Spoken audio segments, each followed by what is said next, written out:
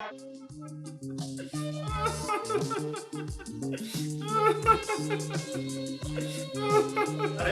चाली मामू, चाली मामू, क्या हुआ तुम्हें? उठो, क्या हुआ? क्यों रो रहे हो? हमारे पास केले नहीं है, हमें भूख लगा है। वो पता नहीं यंगर सिस्टर क्यों नहीं आया। आपको नहीं पता? नहीं। वो तो इस्लामाबाद से सीधे इंग्लैंड चले गए। गजब हो गया रेमू, अब हमें केले कौन लेकर देगा? चुप चुप चुप, तसल्ली कर। अच्छे बच्चे रोया नहीं करते। चुप चुप चुप। रेमू जी रेमू जी, मैं 10 रुपए उधारे दे दो। लो, रोना तो दरअसल 10 रुपए का था। तुमने तो पहले मेरे 350 रुपए देने हैं, वो तो पहले निकालो। हम तुम्हें इकट्ठे देगा, हम करोड़पति होने वाला है। नहीं, मेरे पास नहीं है। हमारे केले कहाँ से आए?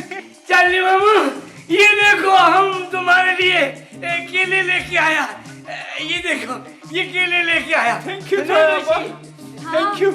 ये कहाँ से लाया? हम ना जंगल गया, वहाँ से केले लेके आया है सार्ली।